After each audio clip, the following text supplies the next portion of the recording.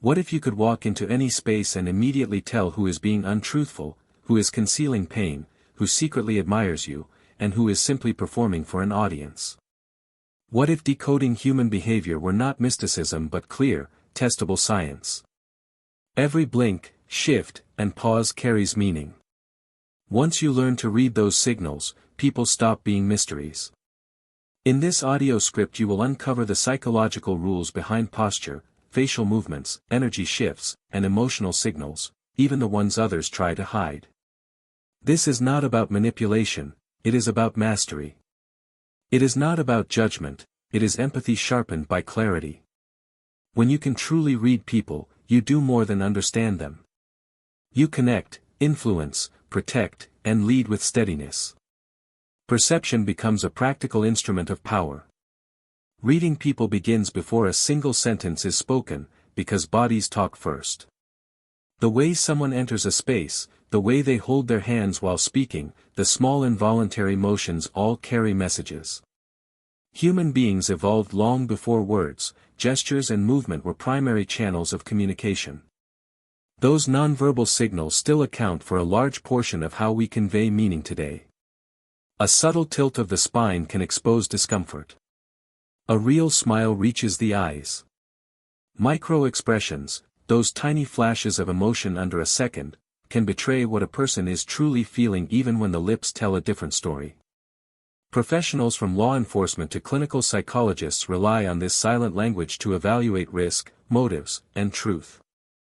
An experienced profiler does not only listen to answers, they watch for mismatches between what is said and what the body reveals. A person who claims confidence but fidgets or avoids gaze is broadcasting anxiety, not certainty. This skill is not reserved for specialists. It can be learned. The first step is to establish a baseline, observe how someone normally behaves when relaxed. Once you know their default, deviations become meaningful. Faster blinking, shallower breath, crossed arms, these do not automatically equal lying, but they signal a change in internal state that deserves attention. Consider something as simple as a handshake. A firm grip can communicate control or self-assurance, a limp hand may indicate passivity or insecurity. Eye contact is revealing too. Too little can speak of timidity or the desire to hide, too much can feel dominating or aggressive. The interpretation depends on context. No single gesture should be read in isolation. Crossed arms might mean defensiveness, or they might mean the room is chilly. True skill in reading people is pattern recognition. Like a chess master seeing possibilities several moves ahead, a practiced observer notices micro shifts in energy, tiny contractions in facial muscles, posture adjustments, and vocal tone changes. Mirroring provides a clear example. When two people feel aligned, they often subconsciously imitate each other's gestures and rhythms. That synchrony is rapport in action. When mirroring breaks, when one leans back while the other leans forward, a disconnect or disagreement may be unfolding. Faces are among the most universal conveyors of feeling.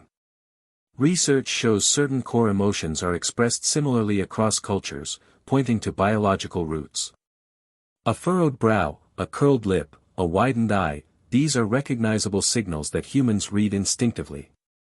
But you must also attune to how people speak. Tone, cadence, pitch, and speed add layers of meaning beyond words. A pause before an answer can indicate hesitation. A sudden rise in pitch might betray anxiety. Overly long, detail-rich answers sometimes mask fabrication. Behavioral leaks, those involuntary cues that slip out when someone attempts to manage impressions, are invaluable. Clearing the throat repeatedly, touching the face, or blinking more often are not proof of deception but are signs of internal stress. They deserve careful, continued observation, not immediate accusation. To become an effective observer, cultivate empathy. Understanding people is not about condemning them, it is about noticing how feelings, past experiences, and intentions shape behavior. Reading people blends observation, psychological insight, and practiced intuition. It requires curiosity, an attentive eye, and the willingness to listen not only to words but to silences, hesitations, and micro-movements. Every interaction becomes an opportunity to learn, and every person becomes a complex text waiting to be read. The face is especially candid. Words can be polished and rehearsed, the face is quicker to reveal what the mind is actually feeling. Within a fraction of a second, facial muscles can flash emotions the speaker has not yet consciously acknowledged. These micro-expressions are fleeting and involuntary, and they are often the most honest signals we have. Someone may smile politely while a tiny downturn of the mouth betrays sadness. Nodding in agreement while the eyebrows knit shows doubt beneath affirmative speech. Those contradictions are rich sources of information. Recognizing these subtle cues starts with the 7 core emotional configurations common to all people: joy, sorrow, fear, anger, surprise, disgust, and contempt. Each corresponds to a specific arrangement of facial muscles.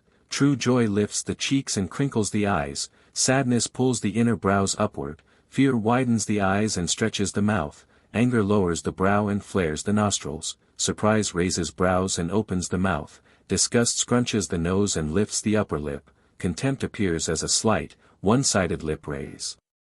Train your eye by slowing down observations and paying attention to symmetry. Genuine expressions tend to be even. Fake ones often isolate a single area of the face. A forced smile moves only the mouth, a genuine smile engages the entire face. Another cue is the eyebrow flash, a micro upward movement often used in greeting or to show interest. Conversely, a sudden tightening around the eyes or a clenched jaw can indicate suppressed anger or anxiety. The eyes themselves are revealing. They are closely tied to the autonomic nervous system. Pupils dilate with arousal, whether that arousal springs from attraction, fear, or stress. A narrowed, fixed gaze suggests hostility or intense focus. Rapid blinking commonly signals anxiety. Staring for too long can register as an attempt to intimidate. When you spot a facial cue that contradicts the spoken message, you have a strong lead. If a colleague smiles in a way that does not reach the eyes while endorsing an idea, that tiny expression of contempt or skepticism may mean hidden opposition even when words are favorable. Bodies tell stories too. Before people speak, their posture, gait, and gestures set the emotional tone. Body language is an ancient channel of communication grounded in evolution. Our ancestors used posture and motion to signal threat, alliance, and intent long before language existed. Today we remain wired to respond to those signals. Open palms suggest honesty. Crossed arms sometimes indicate defensiveness or discomfort. Leaning forward denotes interest, leaning back often signals control, distance, or disengagement. But these signals mean much more when seen in combination. Pay special attention to clusters of behavior. A single crossed arm does not prove defensiveness, but if that posture coincides with averted gaze and feet pointing toward the exit, the cluster strongly suggests withdrawal. Posture is a primary indicator of how secure someone feels. Confident people stand tall, shoulders back, head up. Those who feel uncertain make themselves smaller, hunching shoulders, avoiding eye contact, and folding hands. People who are comfortable often take up more space. This territorial display is usually subconscious. Invading someone's personal space can communicate aggression or intimacy depending on context and relationship. Feet are particularly honest because people control them less consciously than hands or faces. Feet pointed toward the door often signal a desire to leave, feet squared toward a person show engagement. Frequent weight shifts or toe tapping reveal impatience or nervous energy. Hands are communicative too. Open, expansive gestures convey openness and confidence, while hands tucked away or continuous fidgeting suggest discomfort. Classic power gestures like steepling fingertips communicate authority. Self-soothing behaviors such as touching the neck, rubbing palms, or smoothing clothing often emerge during stress and are rooted in primitive calming responses. Mirroring remains one of the clearest markers of rapport. When people like and sync with each other, they unconsciously match postures, gestures, and speech rhythm. A sudden break in mirroring can indicate a rupture in connection. Proxemics, the study of personal space, also matters. Cultural norms vary. but generally closer distance signals intimacy, while stepping back signals withdrawal.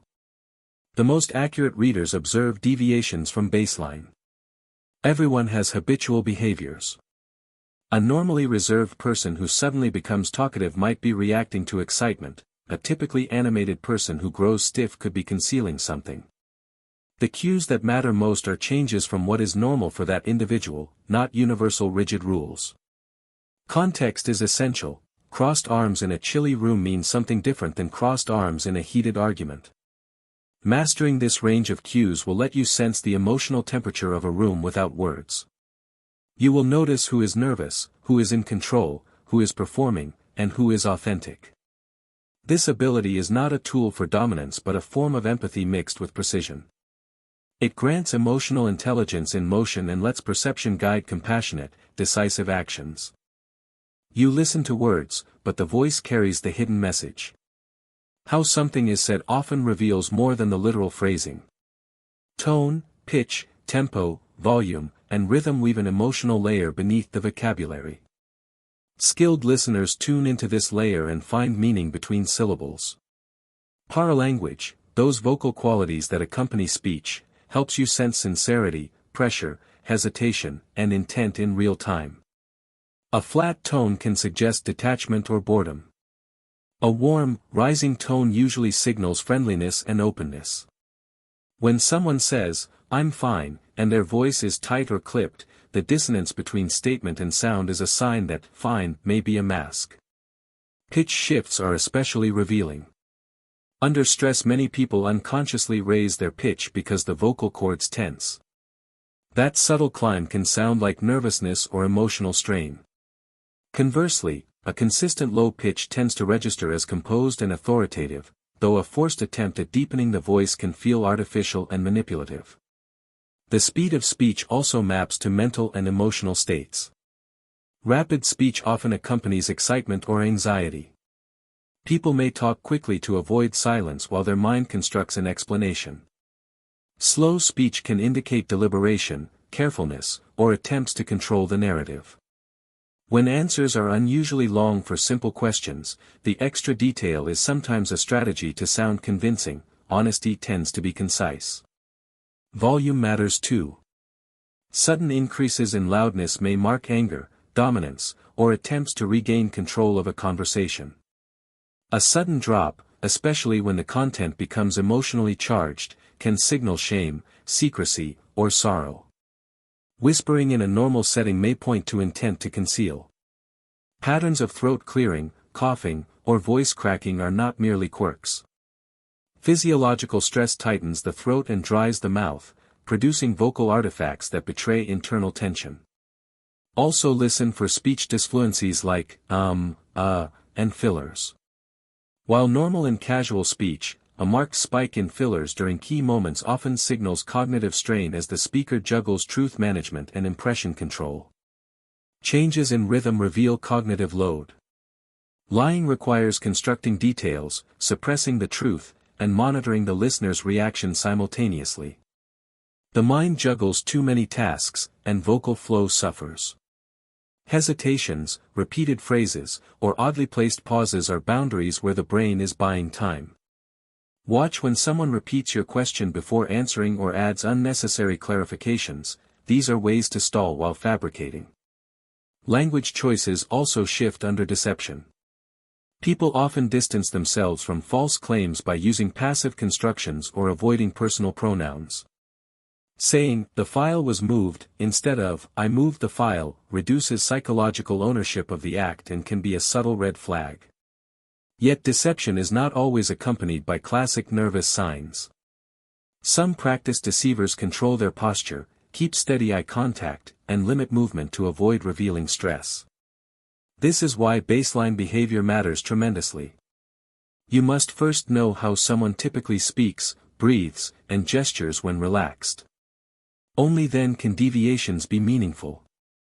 A normally anxious person who speaks fluidly during a stressful exchange may in fact be masking discomfort well. A typically steady person who suddenly stumbles is a more meaningful signal. Context and timing make or break interpretations. Micro-expressions and facial leakage are especially potent in detecting incongruence. Micro-expressions are involuntary flashes of emotion that surface and vanish in fractions of a second, exposing what words try to obscure. A polite smile that lacks the crow's feet around the eyes is often rehearsed. A fleeting tightening in the mouth, a flash of contempt in a glancing eyebrow, or a breathy intake at an unexpected moment can all indicate underlying feelings. Learn to watch the whole face as a unified canvas rather than isolating the mouth or the eyes. Facial symmetry often signals authenticity, asymmetry hints at performance. Behavioral leakage extends beyond the face. When people attempt to manage impressions deliberately, their body may betray them. Restricted movements, unnatural stillness, or overly rigid gestures can all be efforts to control what leaks out. On the opposite end, excessive fidgeting or repetitive self-touch often serves as a pacifier against stress. Typical pacifying behaviors include rubbing palms, touching the neck, smoothing clothing, or manipulating jewelry. These are soothing rituals that the nervous system uses to reduce tension. They are not proof of guilt, but in the right context they are meaningful indicators of internal strain. Detecting deception also involves noticing storytelling patterns. Truthful accounts are generally consistent and anchored in sensory detail that comes naturally from memory. Deceptive accounts can be either overly vague or grotesquely detailed in irrelevant places. Liars sometimes build too many specifics where none are needed as a tactic to seem credible. Pay attention to repetition and narrative shifts. When a person's story changes across tellings or adds details that don't logically link, it suggests fabrication or selective omission. Asking someone to retell events in reverse order or to describe a scene from another sensory perspective increases cognitive load and often exposes inconsistencies. This is why investigative techniques use such tactics to test veracity. Language markers give additional cues. People concealing the truth may use distancing language. They may avoid I statements and prefer passive constructions. They may also overqualify their statements with disclaimers. To be honest, believe me, I swear, or honestly, are often signals of someone anticipating disbelief. Genuine accounts rarely come prepackaged with insistence on truthfulness. Also be mindful of timing and physiological congruence. Genuine emotional responses are usually immediate, fabricated ones may lag or arrive in a cadence that feels slightly off. Cultural context and personality must always temper your read. Norms about eye contact, touch, personal space, and expressive range differ between societies and individuals. A behavior considered evasive in one culture may be standard politeness in another. Personality profiles influence typical behavior. Introverts are less likely to display overt gestures even when sincere. Highly agreeable people will avoid confrontation and may mask discomfort. That's why the baseline is essential. It is the touchstone against which deviations are judged. In practice, effective observation is patient and hypothesis-driven. Think of every interaction as an experiment. Observe, hypothesize what a cluster of cues might mean, and then test your hypothesis by asking neutral questions, watching for changes, and verifying through multiple data points. Do not leap to judgment on the basis of a single sign. Use silence strategically. When you pause after a question, many people will fill the void, and those who are constructing a falsehood often rush in to fill it. Let the air hold the pressure instead and watch who retreats and who advances. Beyond detection, there is an ethical dimension. Spotting manipulation or deception is not an invitation to retaliate or publicly expose.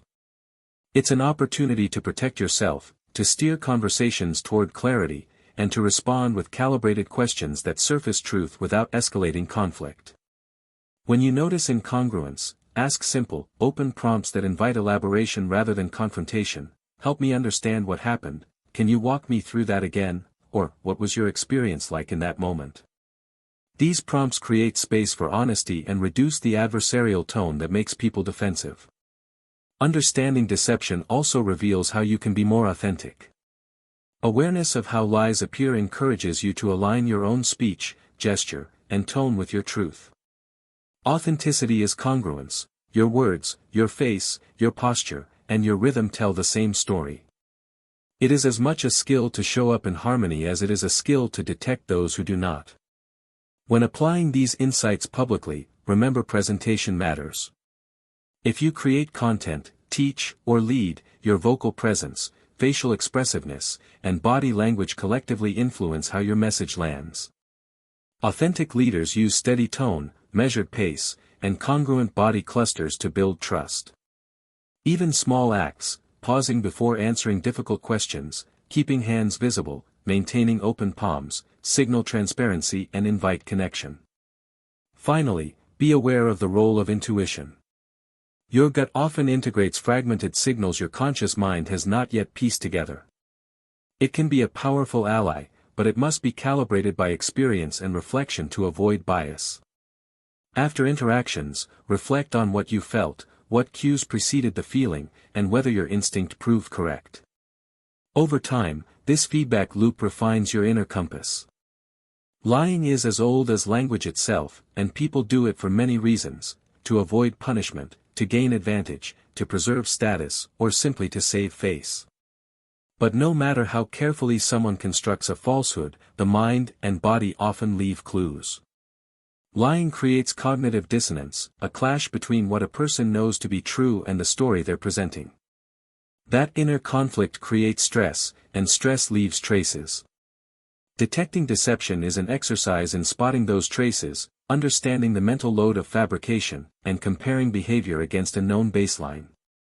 Contrary to common myth, liars do not always look shifty or nervous.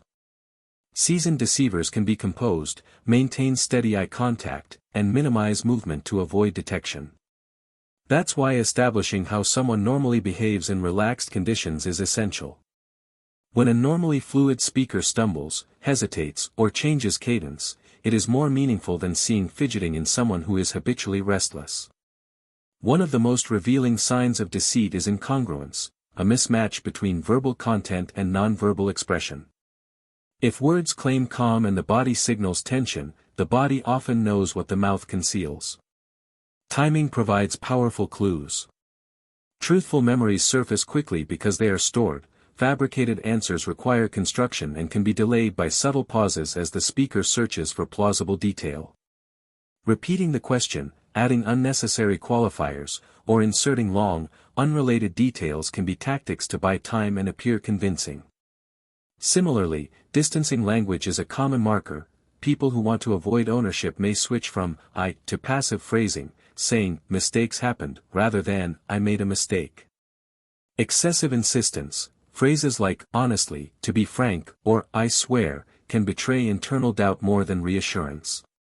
Vocal signs also matter.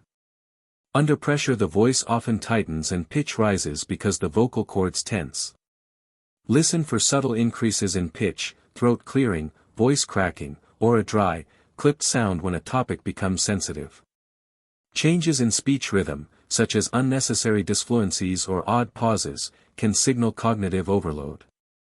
Likewise, people constructing a lie sometimes over-prepare their language, using overly formal or elaborate phrasing to sound credible. These elements do not prove deception on their own but accumulate into a pattern that should be tested with further observation. Facial micro-expressions are particularly valuable because they are brief and involuntary. A polite smile that never reaches the eyes, a flicker of contempt, a half-second flash of fear, these fleeting displays can contradict the spoken narrative and reveal authentic feeling. Observe the whole face rather than isolating a single feature. Genuine expressions tend to be symmetrical and involve multiple muscle groups. False expressions are often localized and lack natural integration. Body language provides additional leakage. People trying to manage impressions may restrict movement, adopt an unnaturally still posture, or conversely, fidget to release tension. Self-soothing gestures, rubbing the palms, touching the neck, playing with jewelry, are classic signs of internal discomfort. Hand-to-face motions around the mouth and nose are often tied to stress, though cultural and individual differences must temper interpretation. A cluster of such signs during a critical question, especially when paired with vocal irregularities and narrative inconsistencies, increases the likelihood of deception. Detecting manipulation requires more than noticing singular behaviors, it requires seeing patterns over time. A truthful person's story will generally remain consistent across retellings. A liar's account may shift as details are added or changed to cover contradictions. Cognitive interviewing techniques exploit this by increasing mental load. Asking a person to recount events in reverse order or to describe sensory details forces the brain to work in ways that expose fabrication. In everyday interactions, asking neutral clarifying questions and observing how the person responds provides a practical test for consistency. Another important piece of the puzzle is personality. Temporary behavior reveals state, personality reveals trait. Over time, people display consistent patterns, preferences, coping mechanisms, and interaction styles that shape how they react to stress, conflict, praise, and authority. Reading personality helps you interpret momentary cues in a larger context so you don't mistake a trait for a lie. One robust framework for understanding these enduring tendencies is the Big Five personality model. Openness reflects curiosity and receptivity to new ideas. Conscientiousness shows itself in planning, punctuality, and a structured approach. Extroversion manifests as sociability, broad gestures, and energetic speech, while introversion favors reserve, selective engagement, and internal processing. Agreeableness signals warmth, cooperation, and a preference for harmony, while low agreeableness points to bluntness and directness. Neuroticism measures emotional reactivity. Higher scores mean greater susceptibility to anxiety and mood swings, which often produce clearer stress signals under pressure. Beyond this model, other practical typologies highlight how people behave in groups and conflict. Dominant personalities take space, interrupt, and drive decisions. Influential types connect through storytelling and enthusiasm. Steady types provide patience and reliability. Analytical or compliant types ask detail-oriented questions and move cautiously. Observing how someone responds across contexts, work, family, public settings, reveals their pattern. Is a person consistently reserved or do they switch dramatically between environments? The more stable the pattern, the more reliable your baseline for spotting deviations. Attachment styles further shape interpersonal behavior. Secure individuals display open posture and balanced responsiveness. Anxious attachment shows in clinginess and hypervigilance for rejection cues. Avoidant attachment maps to emotional distance and discomfort with intimacy. These early form templates emerge repeatedly in adult relationships, coloring how people give and receive trust. Recognizing these styles helps you anticipate responses and interact with greater skill. Personality reading is not about putting people into boxes. It is about identifying tendencies and using that insight to predict likely behavior. When you know what consistently drives someone, you can tailor communication to their needs, appeal to evidence and structure with an analytical person, foster safety and reciprocity with someone insecure, or give autonomy to someone who values independence. This predictive capacity amplifies influence and deepens connection because it respects how people operate rather than forcing them into an ill-fitting interaction style. Context remains a relentless governor of behavior. To read an individual accurately, you must first read the situation. People adapt continuously to surroundings, audiences, stakes, and cultural norms. A person at a formal meeting behaves differently than at home or at a wake. Environmental factors, power dynamics, and the physical setting mold posture, tone, and choice of words.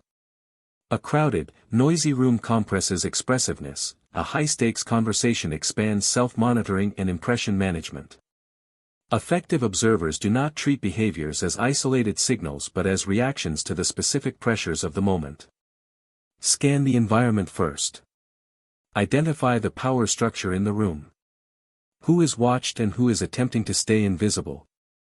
In group settings, notice who leads, who follows, who aligns with whom, and who is strategically silent. People perform differently in groups. They conform, suppress, or amplify. Mirroring patterns and orientation, who turns toward whom, who leans in for support, reveal social bonds and influence networks. Emotional temperature also matters. Is the room tense, bored, or animated? These ambient moods affect each person's outward signals. Role and position change expectations and behavior. An employee in front of a CEO will likely constrict gestures and alter voice to fit perceived norms. A person can appear anxious or stiff because of situational pressure, not because of inner deceit. Without situational awareness, even skilled observers can mislabel normal adaptation as deception or hostility. That is why seasoned readers ask, "What would I do in that position?" They adopt empathy to interpret behavior from the actor's vantage point. Time and biology play their roles too. Fatigue, hunger, and time of day affect patience, facial expression, and verbal sharpness. People are usually more regulated in the morning and more irritable during late afternoon energy slumps.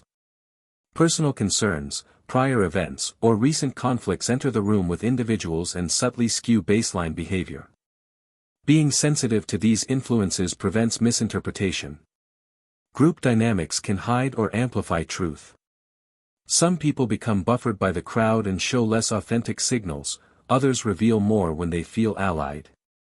Triangulation, bringing a third person into a conflict, is a manipulative tactic that changes the social context and can distort how truth and loyalty appear. Observing how conflicts are structured and whether third parties are used to validate narratives provides insight into both the social architecture and possible manipulation. Practice situational awareness by scanning before zeroing in. Notice the layout, the proxemics, the power cues, and the overall mood. Ask yourself which pressures might be shaping behavior. Only then move to individual cues, and interpret them against the environmental backdrop. This two-step approach, reading the room before the person, reduces error and increases the accuracy of your assessments.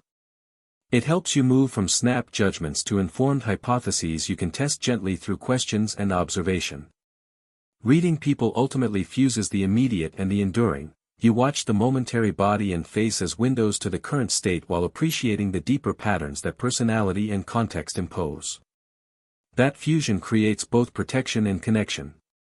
You become less likely to be fooled by performance and more likely to meet others where they actually are, not where they pretend to be.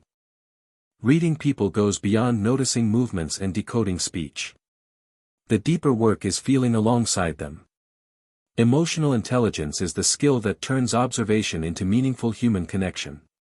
It is the capacity to sense, understand, and respond to emotions, both others and your own. Without emotional intelligence, a skilled observer can come off as cold and clinical. With it, the same observer becomes a bridge, someone who not only recognizes feelings but also creates safety for them to be expressed. Emotional intelligence begins with empathy, the ability to step into someone else's emotional world without trying to fix or judge. It means noticing sadness behind a smile, hearing exhaustion in a clipped answer, and recognizing when anger is really fear in disguise. The first step toward emotional awareness is self-awareness.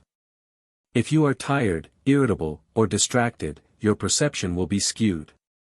Your mood acts like a lens, coloring how you interpret others. Before you attempt to read someone else, check your own internal weather. Pause and breathe. A clear inner state lets you see outside of yourself. When you meet another person, tune into the energy they bring. Is it calm and grounded or jittery and tight? Do their shoulders seem relaxed or braced? Is their voice steady or fracturing? These are the signals from which emotional intelligence is built. Listen for subtext. People rarely spell out what they feel in emotionally charged moments. They test the waters with hints, half-jokes, or deflection. Someone who says, "I'm fine," while their voice trembles and their gaze darts, is offering a test, not truth. Emotionally intelligent listeners hear these tests and respond with curiosity rather than correction. They say things like, "You seem distracted, do you want to talk about it?" Or, "I heard a strain in your voice just now. What's going on?" These simple moves open space for honesty without forcing it.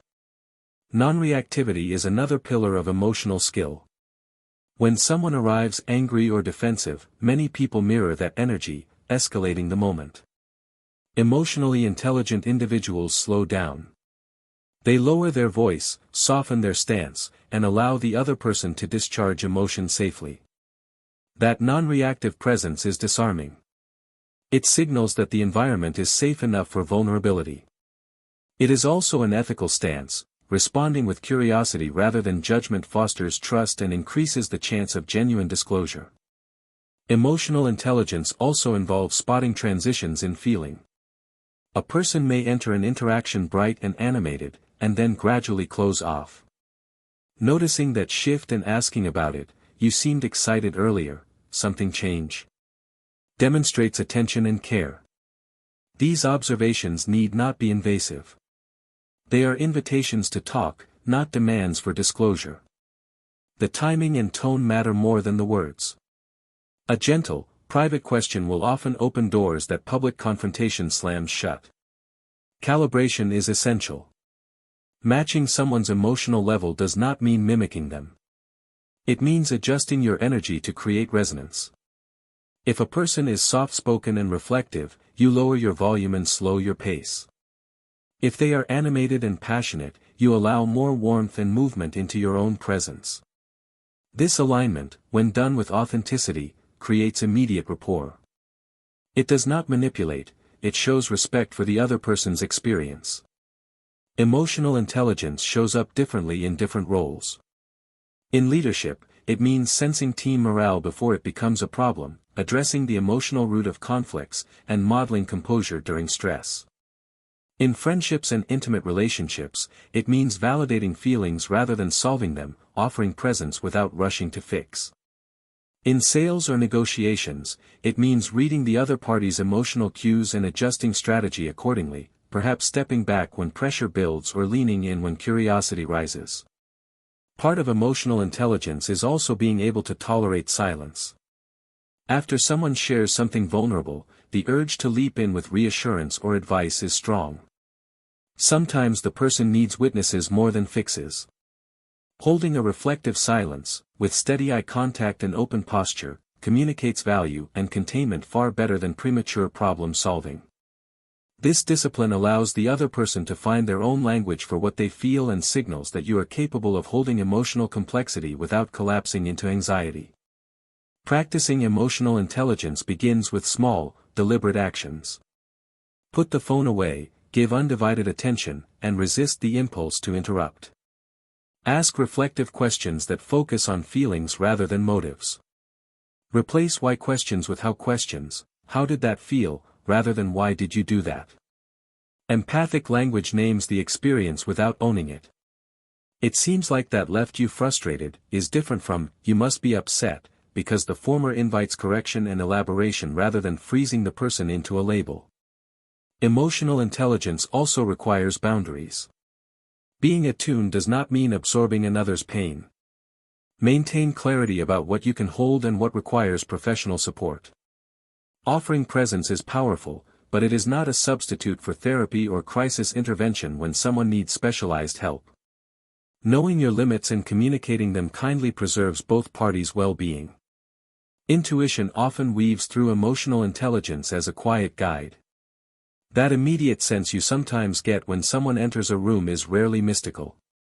It is the brain rapidly integrating 1,000 subtle cues, posture, micro-expressions, tone, scent, movement, and delivering a felt sense before your conscious mind names the details.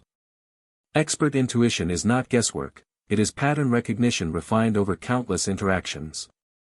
A seasoned clinician, negotiator, or manager may say they just knew something was off, and that knowing is the product of experience. To sharpen intuition, cultivate stillness and reflection. When your mind is cluttered by distractions and assumptions, it becomes hard to hear the quiet nudges that signal truth. Mindfulness practices, brief pauses before responding, and post-interaction reflection help you learn which gut feelings were accurate and which were colored by bias. After a conversation, run a quick mental replay. When did discomfort begin? What cues preceded it? Was your instinct confirmed? Over time, this feedback loop hones the signal versus noise problem. Calibrating intuition also means recognizing its limits. Gut feelings can be tainted by personal history, stereotypes, or mood. Distinguish between a visceral sense rooted in pattern recognition and a fear-based reaction stemming from prejudice. Test your instincts with observation and inquiry. If your gut tells you someone is deceptive, ask a neutral follow-up question and watch for changes in behavior. If it tells you someone is safe, verify with small acts of trust rather than handing over everything at once. Intuition should be the starting point of investigation, not a final verdict. Another aspect of intuition is energetic sensitivity. People carry an emotional frequency that others pick up on unconsciously.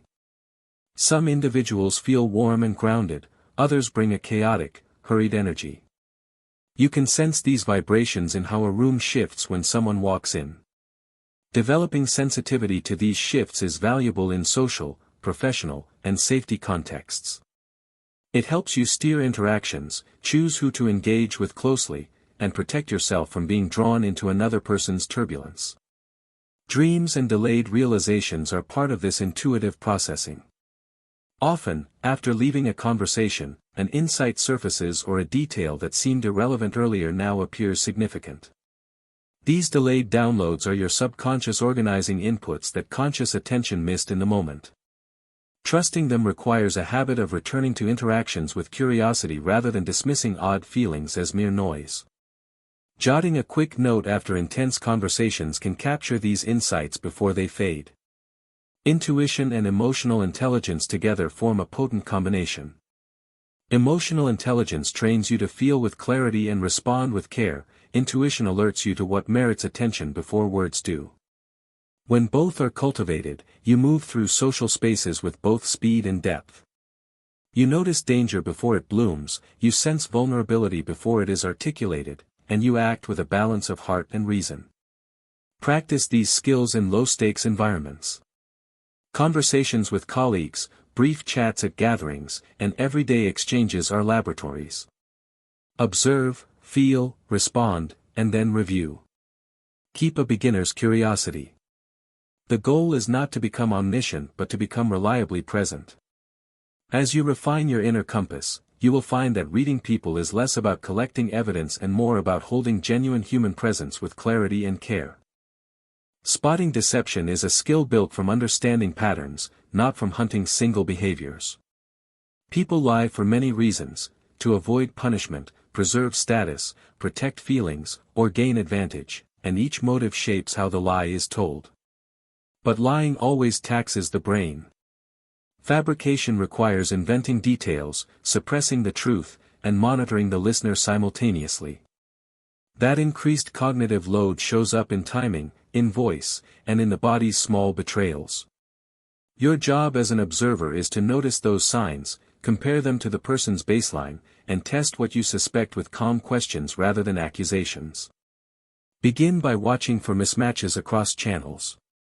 Someone who speaks calmly while their jaw tightens, who claims confidence but repeatedly touches their face, or who narrates simplicity with overly complicated detail presents a pattern worth exploring.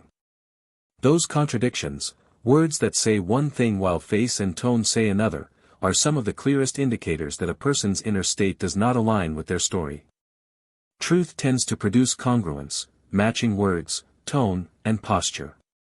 Deception increases the risk of leakage and asynchronous signals. Timing is an especially revealing cue. Memories typically produce immediate responses because they draw from stored impressions. Fabricated answers often show a fraction of delay as the speaker constructs plausible material. Repetition of your question before replying and unnecessary qualifiers or long prefaces are common tactics to buy time. Listen for language that distances the speaker from ownership. Passive constructions and avoidance of "I" are subtle ways people remove themselves from the action. Mistakes were made rather than "I made a mistake." Excessive insistence, phrases like "honestly" or "believe me," functions as emotional padding for a truth the speaker doubts. Vocal qualities provide a parallel set of clues. Under stress, the vocal cords tighten and pitch often rises. That subtle lift in pitch can make a voice sound strained or higher than normal. You might also notice an uptick in throat clearing, shortness of breath, or voice cracks when sensitive topics arise. Speech rhythm fractures under cognitive load, fillers, pauses, and repetitions multiply. Conversely, practiced deceivers sometimes go the other way, deliberately controlling their voice and movement to appear calm. That is why baseline matters. Without knowing how someone typically speaks, you risk mistaking practiced composure for truth.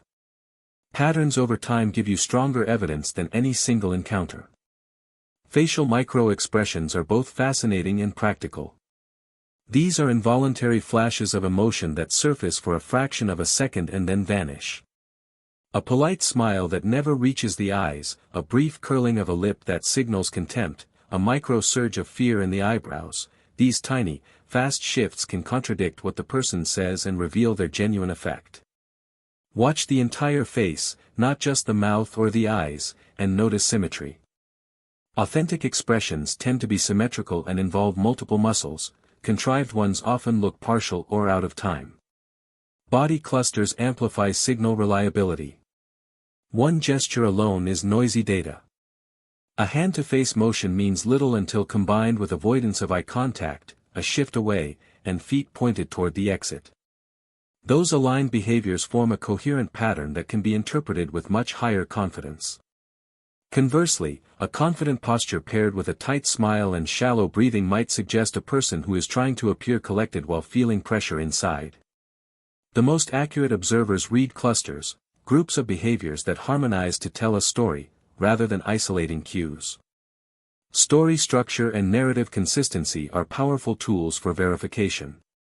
The truthful memory is usually straightforward, anchored in sensory detail, and consistent across retellings. Deceptive narratives either lack specificity or drown the listener in tedious, irrelevant detail. People lying may rehearse certain facts but forget peripheral elements that genuine memory keeps intact. Asking someone to recount events in reverse order or to describe sensory details like smells or textures increases the complexity of the cognitive task and can expose fabrication. In everyday life, a gentle repeat of the same question at different times often reveals whether a story is stable or shifting. Personality and cultural context always shape behavior. Introverts and those with certain social anxieties may avoid eye contact or fidget even when telling the truth. Cultural norms dictate proxemics and expressiveness. High-context cultures rely on subtle cues, low-context cultures privilege explicit verbal content. Without adjusting for these variables, you risk false positives. Your best approach is to establish the person's habitual style over time and to interpret deviations from that baseline rather than applying universal rules. Manipulators require special attention because they often blend charm with covert control tactics. They will be inconsistent, flattering, and emotionally strategic.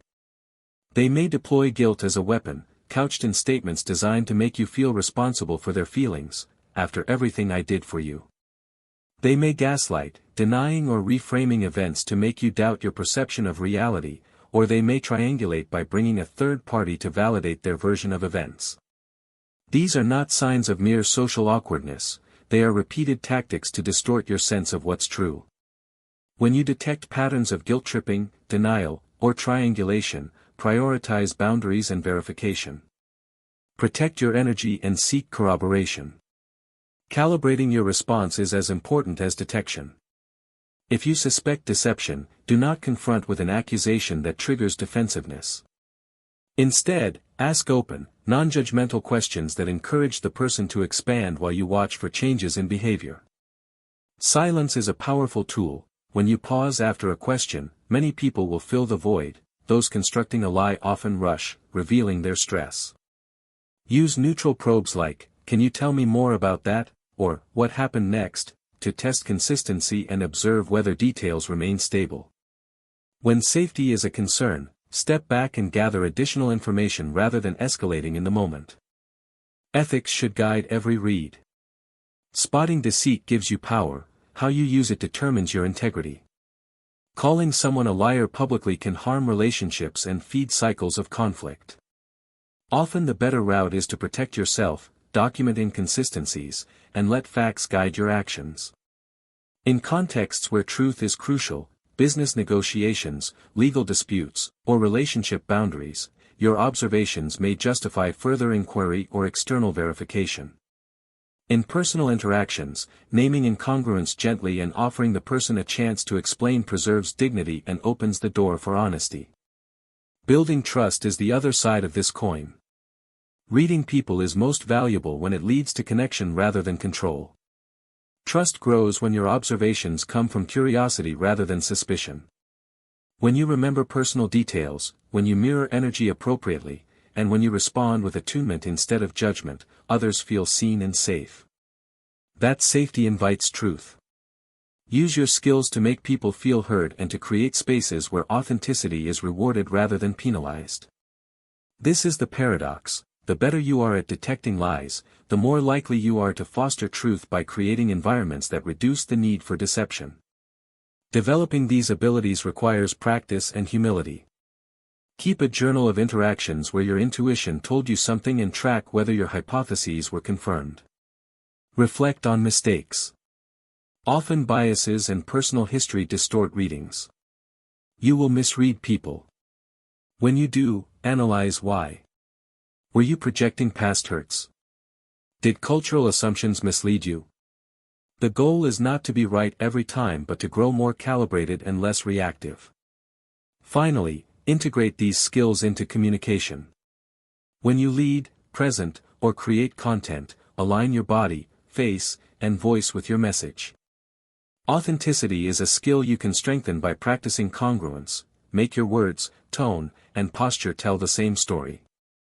That alignment builds trust and reduces misinterpretation. If you teach others, model curiosity and restraint rather than an accusatory posture. Understanding the deeper patterns beneath momentary signals gives you predictive power.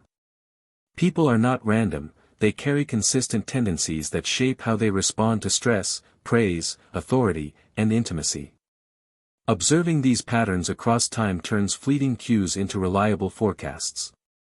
Personality is the architecture behind behavior. It explains why some people habitually avoid conflict while others lean into dominance, why some seek novelty and others crave routine, and why some people soothe themselves with words while others withdraw into silence.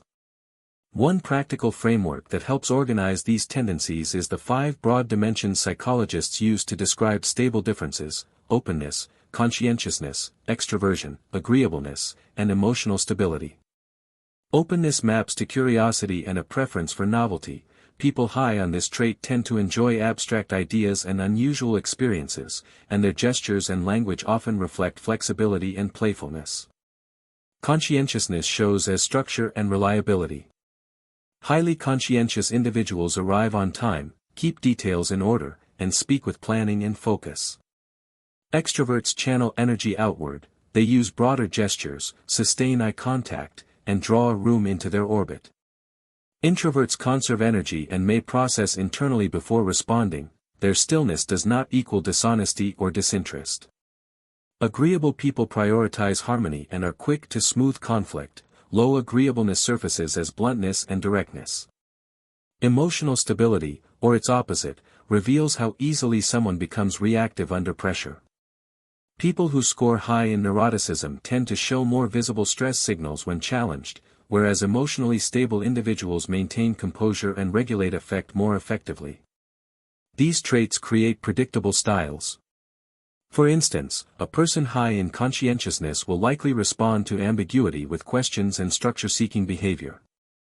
An individual high in openness may relish hypotheticals and relish divergent ideas. Recognizing these tendencies helps you interpret momentary signals correctly. A detailed, slow explanation from a conscientious person is consistent with their trait, whereas the same pattern from someone typically breezy and fast could indicate effortful fabrication or heightened stress.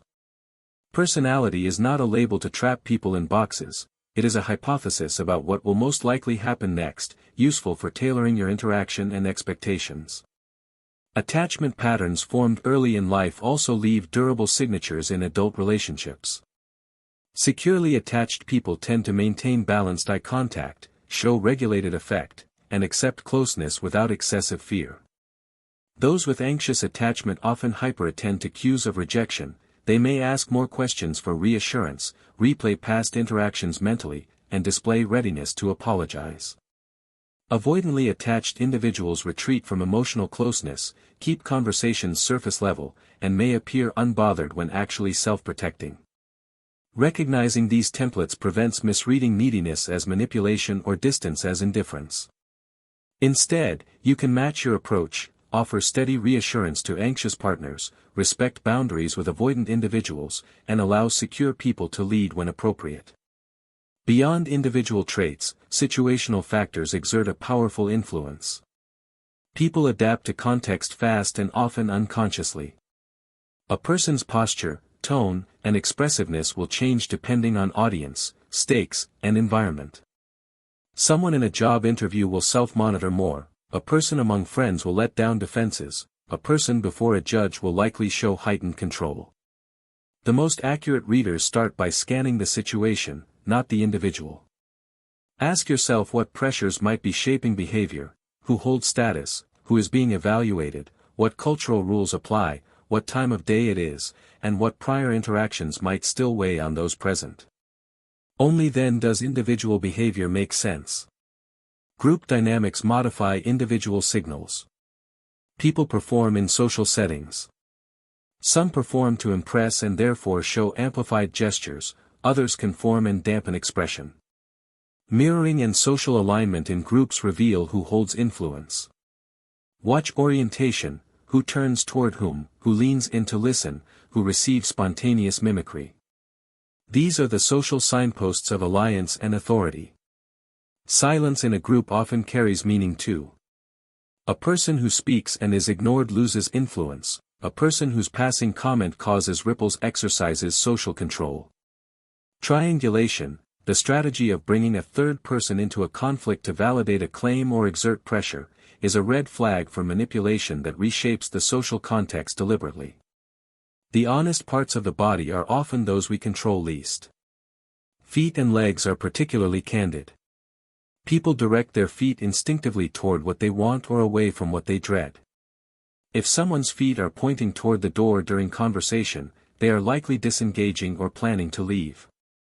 Eye movement and blink rate connect with cognitive and emotional states. Rapid blinking, pupil changes, and gaze aversion can signal anxiety, arousal, or cognitive strain. Hands and gestures are expressive and intentional. Open palms and outward gestures usually signal trust and generosity of intention, while covered hands, hidden wrists, or hands in pockets often indicate guardedness or a wish to conceal. Reading clusters rather than single signs significantly increases accuracy. A single fidget or a momentary glance away is noisy. A coordinated set of cues, for example, a tense jaw, rigid posture, and a narrative that stumbles, forms a coherent story about stress or guardedness. Practice mentally grouping concurrent signals into likely state descriptions: engagement, withdrawal, dominance, nervousness, attraction, boredom. Over time you'll learn to move from isolated data points to integrated hypotheses quickly. Calibration transforms observation into effective action. It is not enough to notice, you must respond proportionately. Calibration involves adjusting your tone, pace, and questions to fit the person and context. If someone is tentative and low energy, matching that intensity and speaking gently creates comfort. If another person is assertive and brisk, a concise, direct response preserves mutual respect. Calibration is ethical influence, it helps others feel understood and reduces defensiveness. But calibration also requires boundaries. Some people will try to pull you into their drama. In those cases, the correct calibration may be to hold steady, set limits, and refuse to engage in chaos. Silence is a tool of calibration. A well-timed pause after a revealing statement allows the speaker to elaborate and often reveals additional cues. Pauses create pressure. How people respond to silence is telling. Those telling the truth tend to sit with it calmly, those crafting fabrications often rush to fill the gap. Use silence strategically in both conversational and negotiation contexts to test the solidity of a claim. Ethics are central. The ability to read people grants power and vulnerability at once. Decide in advance how you will use the insights. Are you protecting yourself and others, seeking truth with compassion, or aiming to manipulate? The best practitioners use these skills to foster safety and connection. They call out manipulation when necessary, not to humiliate but to protect boundaries. They document inconsistencies in formal contexts and name observations gently in personal ones. They avoid public shaming and prioritize verification before making claims. Trust is built by demonstrating that your attention is kind, consistent, and discreet. Remembering small details, following up on past conversations, and mirroring emotional tone appropriately create safety. People feel seen when their inner world is acknowledged and when observation is used to serve them, not to expose them. This paradox is crucial. The more adept you are at discerning truth, the more responsibility you have to use that discernment to cultivate authenticity rather than exploit vulnerability. Practice refines perception. Treat everyday interactions as low-stakes laboratories. Observe people in cafes, meetings, and casual exchanges. Note baseline tendencies and later check your impressions against outcomes. Keep a private log of moments where your intuition was right or wrong and analyze the cues that preceded accuracy or error. Over time, this disciplined reflection hones both your accuracy and your humility. Self-awareness must accompany observational skill. Your own emotions, wounds, and biases color how you interpret others. If you are prone to distrust, you will see deception where none exists. If you crave approval, you may miss manipulative flattery. Regular introspection, feedback from trusted peers, and deliberate exposure to diverse perspectives help you separate projection from perception. The clearest readers are those who question their assumptions continuously and who seek disconfirming evidence rather than only what confirms their hypotheses. Ultimately, mastery in reading people is less about collecting techniques and more about cultivating a stance of presence. The person who listens with full attention, who reflects rather than judges, who holds space with steady calm, becomes someone others gravitate toward and trust. That is the real payoff, not the ability to catch lies as a sport, but the capacity to be a steady witness who creates safety and invites truth. Use these skills to connect, to heal, to lead with discernment, and to protect yourself wisely. Reading the room is the essential first move before you read any single person. Situational awareness means noticing how the environment, the people present, their roles, and the emotional climate shape behavior. Context sculpts expression. Someone who appears guarded in a board meeting might be relaxed at a family dinner, someone who seems aloof in a crowd may become animated among close friends. To avoid misreading, begin by scanning the entire scene: who holds status, who is visibly anxious, who is trying to blend in, and what unspoken rules guide interaction. The physical layout matters too: where people sit, who occupies central positions, who stands near exits. These spatial choices are social statements that reveal comfort, intent, and alliances even before a word is spoken. Power dynamics are often subtle but pervasive. People orient themselves toward authority unconsciously, leaning in, nodding, mirroring gestures, or making eye contact with the person perceived as higher status. Conversely, those who avoid the powerful may look down, keep their bodies small, or use qualifiers in speech. Observe who interrupts and who is interrupted, who speaks last and who sets the agenda. These patterns reveal the real hierarchy in play, which may differ from official titles. In many social systems, influence travels through informal networks: the person who gets laughter, who receives quick nods, or whose opinions are echoed, holds social capital. Noticing these dynamics lets you interpret individual signals through the lens of social role rather than assuming each behavior purely reflects internal truth. Crowds and groups change expression. In public, people adopt performance modes. They amplify traits they think will gain approval or compress behaviors that could draw criticism. This performative layer can mask authentic signals. Yet groups also leak information: mirroring and alignment reveal alliances, disengagement spreads contagiously. If multiple people orient away from a speaker, glance toward the exit, and retract physically, that cluster signals low influence or disengagement. If a person in the room consistently draws orientation, mirroring, and immediate responses, they likely possess informal power or charisma. Reading these collective movements helps you understand the backdrop against which individual behavior will be interpreted and acted upon. Environmental factors shape physiology and behavior. Temperature, lighting, noise, seating comfort, and even scent influence posture, vocal tone, and willingness to engage. A cramped, noisy room constrains expressive gestures and shortens attention spans. Bright, warm lighting invites openness, dull, harsh lighting breeds strain. Hunger, fatigue, and cognitive overload from long meetings alter patience and emotional regulation. High stakes and evaluation, like interviews, legal settings, or performance reviews, lead to increased self-monitoring and can produce more guarded, rehearsed behavior. When you scan a scene, add these physical variables into your mental model. They are simple but powerful modifiers of how people appear. Time matters. People have daily rhythms, energetic in the morning, slowed in late afternoon, reactive when hungry, blunted when sleep-deprived. Consider recent events and cumulative stressors. Someone who had a fight before arriving or who is juggling a looming deadline will show different cues than a freshly rested colleague. Temporary states produce transient signals that should not be conflated with personality. Good observers account for recent history, arrival stories, recent interactions, and known pressures, to avoid overinterpreting a single snapshot. Culture and norms are non-negotiable influences.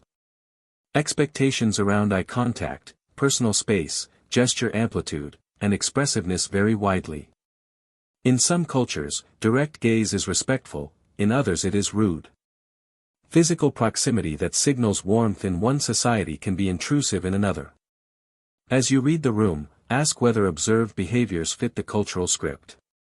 Layering cultural competence onto situational awareness reduces false positives and improves empathy. It allows you to see whether someone is adapting appropriately or whether their behavior is countercultural for other reasons, such as discomfort or strategic distancing. Group emotion, the emotional temperature of a room, is a collective signal that shapes individual responses. Tension, boredom, enthusiasm, or suspicion are contagious. If the room hums with nervous energy, even normally confident people will show micro-tension, tightened jaws, shallow breathing, clipped speech. If the room feels warm and open, vulnerable disclosures are more likely. Experienced readers feel this ambient mood immediately and use it as a gauge for what interventions might be effective. In a tense room, direct confrontation will escalate. In a warm room, directness may be received as caring candor. Nonverbal alignment across people is critical. Watch for synchronized gestures, shared laughter, simultaneous leaning, or collective silence. These synchronies are the social glue that reveals cohesion. Disruptions in alignment indicate fractures. If one person continually fails to be mirrored, is consistently checked by others, or is excluded from shared gestures, they occupy a peripheral or contested position. That social marginalization shapes their behavior, more guarded, more performative, or more extreme as they attempt to alter perception. Understanding a person's position within group alignment gives insight into why they behave the way they do and how best to engage them. The strategic use of objects, props, and technology in a room carries meaning too. Phones act as shields and excuses for withdrawal, notebooks suggest seriousness or performance, a closed laptop may be a wall. How people use objects, shielding with crossed arms and a bag, covering the mouth while speaking, constantly checking a device, tells a story about engagement, avoidance, or stress. The presence of drinks, food, or other comforts can reduce tension and invite openness. A master reader notices the choreography of these props and integrates them into their interpretation. High-pressure contexts reveal true signals more readily because stress strips performative layers. Under surveillance, time pressure, or judgment, people's control systems can falter, which is why interrogators and negotiators sometimes create mild discomfort to test consistency. This is not about cruelty, it's about observing how people respond under realistic pressure. In everyday life, you can observe high-pressure behavior in deadlines, conflict discussions, or moments with emotional stakes. These moments tend to surface authentic micro-expressions, sudden changes in voice, and behavioral leakage that remain hidden during low-pressure exchanges. Empathy and perspective-taking are active tools within situational awareness. Instead of asking only what you see, ask what you would do in that person's shoes given their role and the situation. This thought exercise reduces judgment and produces more accurate hypotheses about motivation. If a junior employee stiffens in a meeting when a senior partner speaks, what would you feel if you were in their role? Fear of repercussion, desire for approval, or simply fatigue could explain the behavior. Applying this, "what would I do here?" filter reduces misattribution and improves your ability to offer constructive responses. Practical application of situational awareness is iterative and humble. Scan, hypothesize, test, and revise. Start broad, read the room, then narrow down to individuals with those contextual variables in mind. Use open, non-threatening questions and observe how people change in response. If your hypothesis about anxiety or disengagement is correct, you will see immediate, congruent shifts when you alter the environment or your own behavior. For example, lowering your voice in a crowded, noisy room can coax others into more reflective posture. A simple check-in, "How are you handling this?" asked privately, often yields clarity and signals respect. Finally, situational awareness protects you. It reduces impulsive reactions, minimizes blame, and enables strategic interventions. By understanding the matrix of environmental pressures, power relations, and group dynamics, you are less likely to personalize a behavior that is situational and more able to create safer, more productive interactions. The best readers are not those who spot the most lies but those who navigate spaces with compassion, precision, and humility, using situational insight to foster truth and connection rather than to manipulate or dominate. Micro-expressions are tiny, involuntary flashes on the face that reveal emotional truths faster than words can mask them. They last a fraction of a second, yet within that blink lives a raw signal of what a person truly feels, a brief tightening in the jaw that names anger, a split-second droop of the mouth that signals sadness, a micro-widening of the eyes that betrays fear. These flashes bypass conscious control because they arise from deep neural circuits linked to emotion, not from the rehearsed muscles that rehearse a smile for social display. Learning to notice them requires slowing your perception and widening your attention so you see the whole face as an integrated instrument rather than isolating a single feature. A genuine expression typically involves coordinated movements across multiple areas of the face and tends to be symmetrical. A rehearsed expression often looks partial, delayed, or limited to the mouth while the eyes remain flat. To practice, place your attention softly on another person's overall facial rhythm instead of staring at one point. Watch for micro shifts during moments of emotional intensity, a sudden disclosure, an unexpected question, a compliment, or a challenge. These are the moments when emotion flows and micro-expressions are most likely to appear. Train with muted videos, replaying interactions at slower speeds to catch flashes you missed in real time. Use a mirror to make the expressions yourself, embodying the movement helps your brain recognize it in others. But remember, a micro-expression is a clue, not a verdict. Always check the surrounding context, baseline behavior, and concurrent vocal and postural cues before drawing conclusions. Manipulators often hide behind charm and expertise. Their skill is not always flamboyant, it's subtle, strategic, and cumulative. They build influence through a predictable sequence, create rapport quickly, offer praise and validation that disarms skepticism, then use escalating requests or emotional pressure to gain advantage. They do not usually attack directly. Instead, they erode your confidence through techniques like guilt induction, minimizing your perception, or rewriting events to leave you uncertain of what actually happened. Gaslighting, a manipulative pattern designed to distort your memory and perception, works best over time because it chips away at your internal compass gradually. If you find yourself doubting your recall of conversations, feelings, or boundaries with one person more than others, this is a red flag worth exploring further. Spotting manipulators begins with patterns rather than single incidents. Notice if praise feels excessive or time to lower your guard.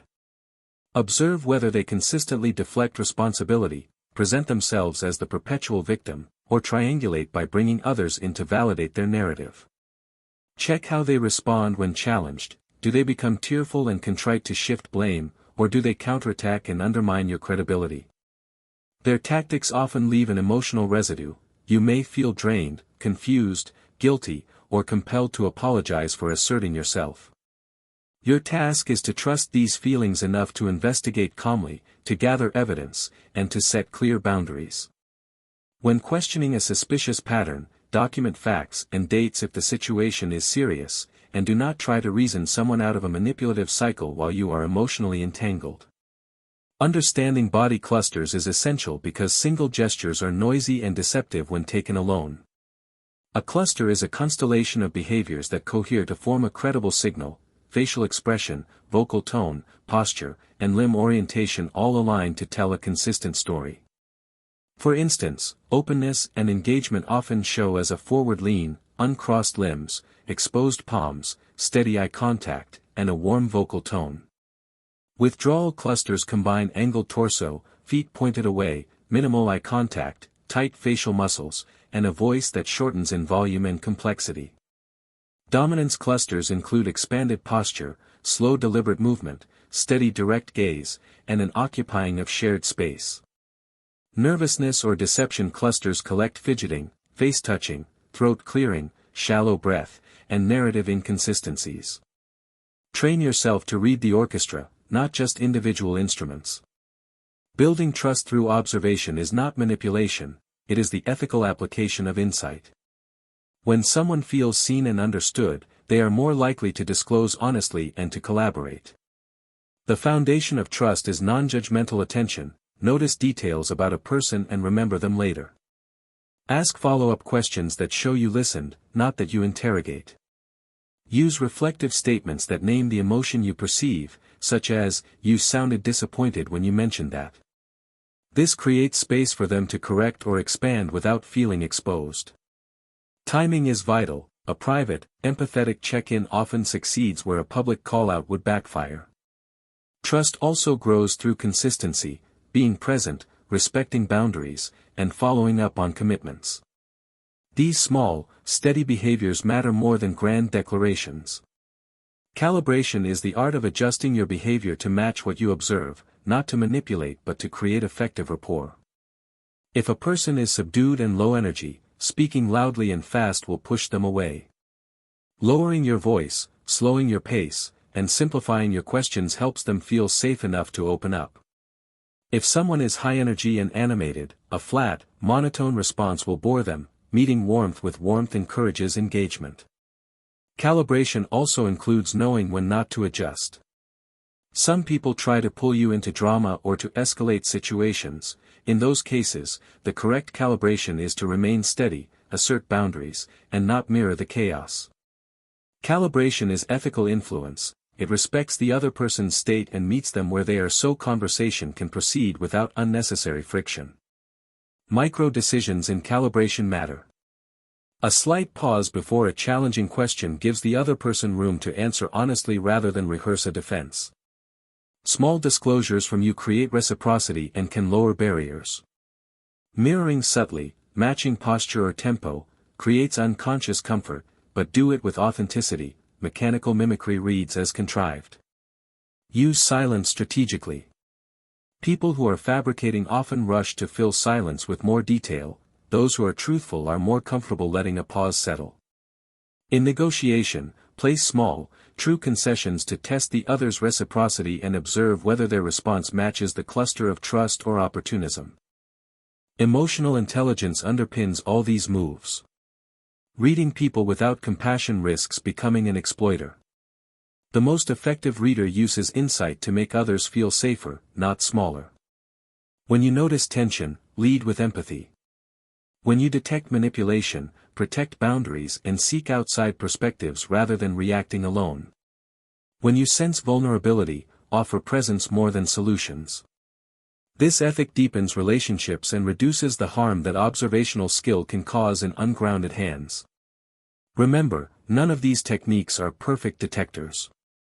Human behavior is layered with culture, habit, neurodiversity, and personal history.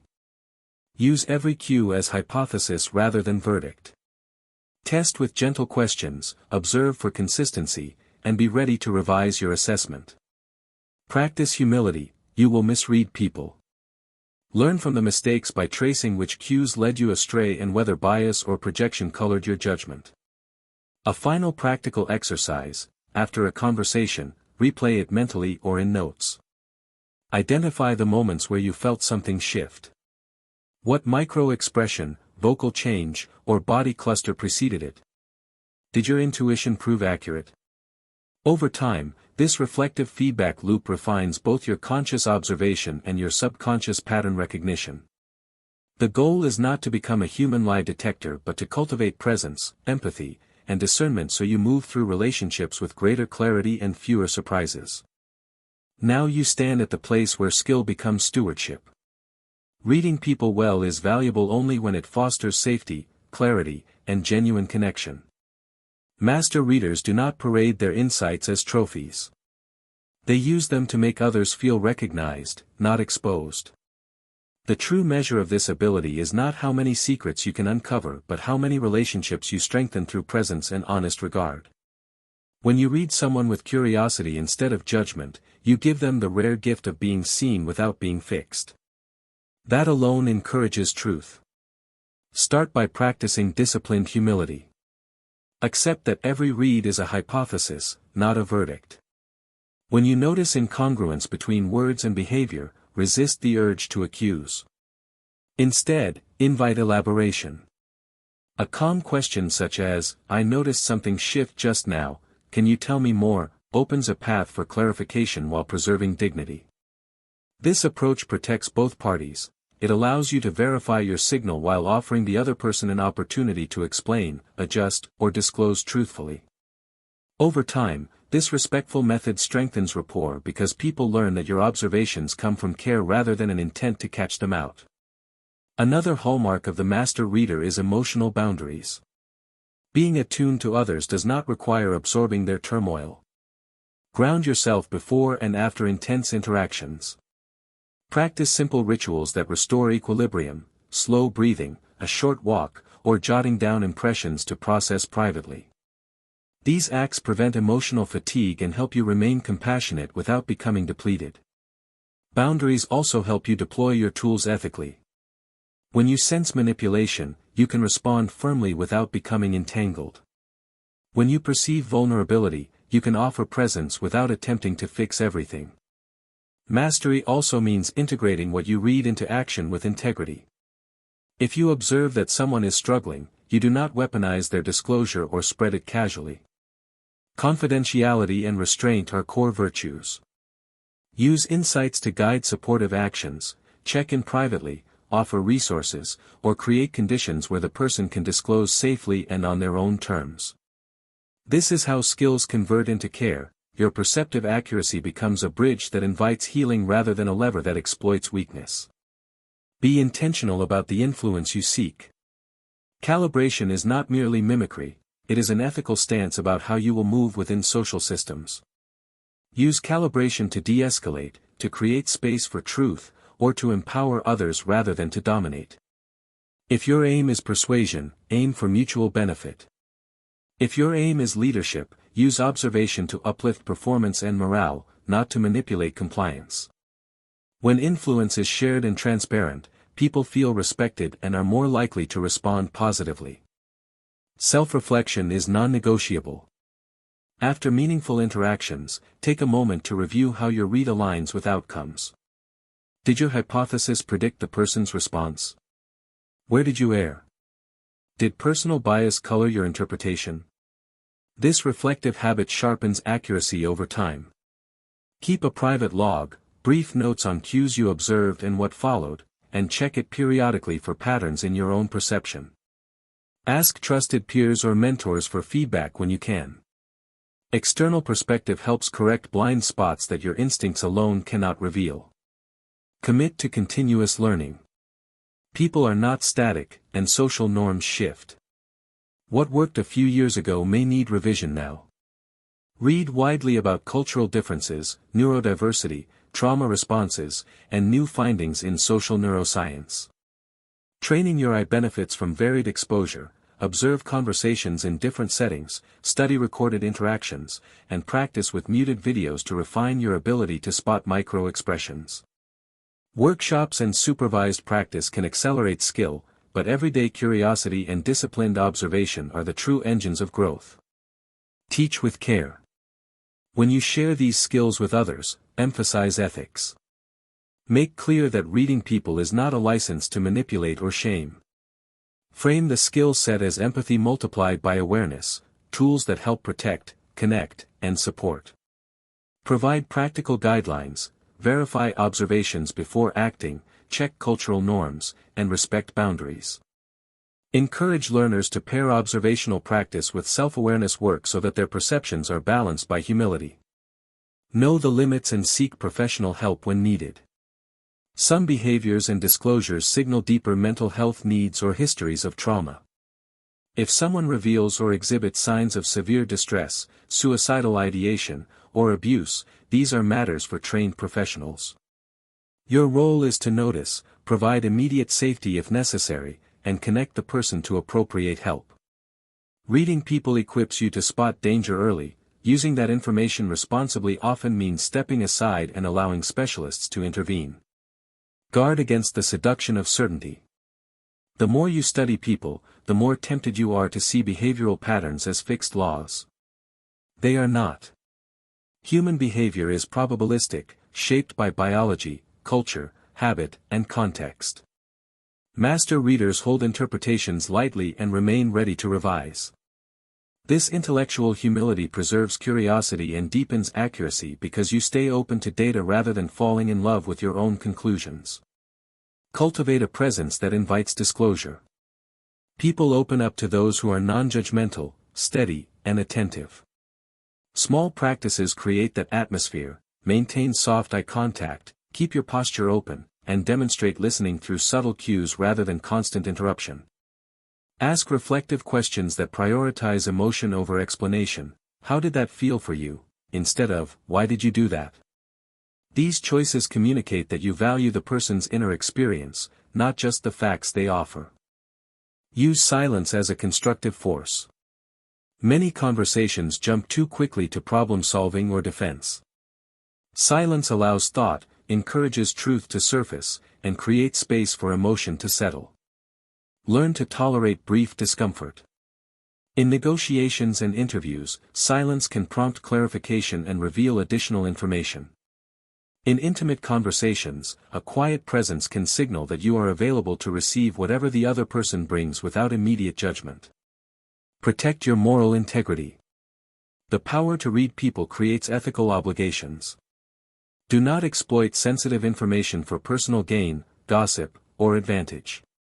Do not use observation to erode someone's agency. Instead, use it to support autonomy, help people see their options more clearly, empower them with information, and respect their right to decide. The best readers wield their skill to expand freedom, not to constrict it. Embody curiosity. Approach each person as a living archive worth exploring with respect. Curiosity keeps you learning, softens judgment, and invites vulnerability in others. When you genuinely want to know someone, the way you look, the questions you ask, and the silence you hold signal safety. That invites honesty and deepens connection. In a world that rushes to categorize, curiosity turns observation into an offering rather than an accusation. Finally, remember that the highest form of this art is service. When your perception is used to protect others, to foster honesty, and to create environments where people can flourish, you honor the human dignity behind every signal. The reward is not a tally of accurate reads but a life of richer relationships, fewer surprises, and a steady capacity to meet others where they are. That is mastery, the quiet discipline of seeing clearly, acting kindly, and always remaining a student of the human heart. You are now invited to carry this work forward, practice, refine, and share it with integrity. The final step in becoming fluent at reading people is to translate observation into service. The most skilled readers use their insight to ease tension, protect the vulnerable, and foster honest exchange. This is not about winning arguments or gaining power for its own sake. It is about creating conditions where truth is safer than performance and where people feel seen instead of exposed. When you approach others with curiosity anchored by kindness, your perception becomes an offering rather than a weapon. Start by turning your practice into habit. Small, repeated exercises build the neural patterns that underlie quick, accurate reading. In everyday interactions, choose one element to focus on: the alignment of voice and words, the feet and their direction, or the brief flicker of expression that appears before a verbal response. Make a private note after meetings. What cluster did you notice? What changed the moment the conversation shifted, and how did your intervention alter the outcome? These short reflections create a feedback loop that sharpens both intuition and method. Over months, patterns emerge, and your inner radar grows steadily more reliable. Teach what you value, but teach with restraint. When you share these skills, emphasize ethics and context. Make clear that reading people is not a substitute for compassion or professional help, and that many behaviors require sensitive interpretation across cultural lines. Encourage learners to pair observational drills with self-awareness work, journal their emotional triggers, get feedback from trusted peers, and test hypotheses rather than assuming certainty. The responsible teacher acknowledges the limits of prediction and models humility, showing how to check assumptions and correct course when data fails to support a read. Cultivate rituals that preserve your clarity. Perceptive work creates cognitive and emotional wear. Schedule short resets into your day, step outside for a breath, stretch your body to shift held tension, or sit in silence for a minute to clear the residue of others' emotions. Before intense interactions, center yourself with a single breath and a brief scan of your own state. This prevents projection and keeps your lens clean. After difficult conversations, allow time to decompress and to separate what you felt from what the other person conveyed. These small practices protect your compassion so it does not become depletion. Keep learning across disciplines. Social behavior is a living field that draws from psychology, neuroscience, anthropology, and even the arts. Read research on emotion and cognition, study cross-cultural communication, and observe skilled practitioners, therapists, negotiators, educators, who demonstrate empathy under pressure. Watching recorded interactions with the sound off sharpens visual detection, listening to interviews without video hones the ear for paralanguage. Diverse inputs expand the range of patterns your mind can recognize and reduce blind spots. Curiosity fuels growth. When you remain a student, your judgment stays supple. Use your skill to build structures that encourage truth. In teams, design conversations that reduce the need for impression management, create rituals for psychological safety, set norms for candid feedback, and model vulnerability in ways that invite reciprocity. In negotiations, prioritize transparent information sharing and test claims in low-risk ways before escalating. In friendships and intimate relationships, practice remembering details, asking second-level questions, and making small, consistent gestures that show attention. These structural moves change the incentive landscape. When people know they will be heard rather than judged, they are more likely to choose honesty over performance. Recognize when to step aside. Not every situation is yours to untangle. If a conversation reveals trauma, severe distress, or complex psychiatric symptoms, your role is to notice and to connect the person with professional resources, not to attempt therapy yourself. When manipulation is systemic and entrenched, personal boundaries may not be sufficient, institutional measures, documentation, or external intervention may be required. Wise readers know when to hold space and when to seek help for others. Honor confidentiality and dignity. Information you gather about others is not neutral, it carries ethical responsibilities. Do not use perceptive insight as fodder for gossip or leverage. When someone entrusts you with their vulnerability, treat it as a trust, protect it, and act in their interest. In professional settings, document observations factually and share them only with appropriate parties. In personal life, choose discretion. The value of being a master reader is measured in the safety you create, not the scandals you could reveal. Guard against arrogance. The more data you collect, the greater the temptation to claim infallibility. Resist that pull. Train yourself to speak in probabilities, it seems like. Rather than, you are definitely. Use tentative language that invites correction. Ask, rather than assert, when making observations that touch on another person's inner life. This humility preserves relationships and invites cooperation. It also increases accuracy, because people correct your partial reads in ways that provide new data. Let your practice be relational rather than instrumental. The richest application of reading people is not in catching errors or scoring wins, it is in helping others feel less alone. Use your capacity to notice when someone shrinks and to step toward them with a single, low-stakes question. Use it to diffuse tensions in meetings by naming the emotional temperature and offering a short pause. Use it to amplify the voices of quieter members by creating spaces where they can be heard. Influence exercised with care multiplies goodwill over time. Reflect regularly on your motives. Are you sharpening these skills to protect others, to grow as a leader, to deepen intimacy, or to assert control? If the answer tilts toward control or ego, recalibrate. The best practitioners channel their abilities toward service. Let compassion be the guiding metric by which you evaluate your actions. If a reading leads you to make someone feel safe, understood, or empowered, it is aligned with the ethical core of this work.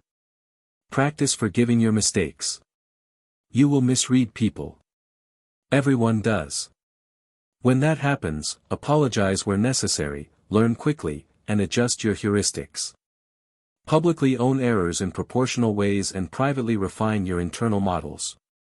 Mistakes are feedback, they are not evidence of failure but of growth in progress.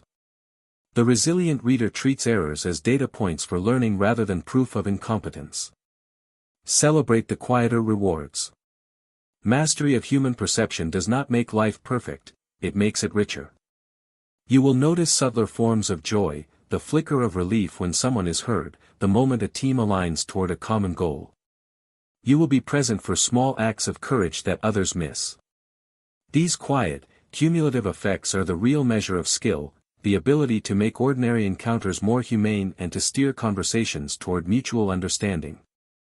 As you build your practice, consider documenting your journey. A private log of observations, outcomes, and corrections creates a personalized training manual.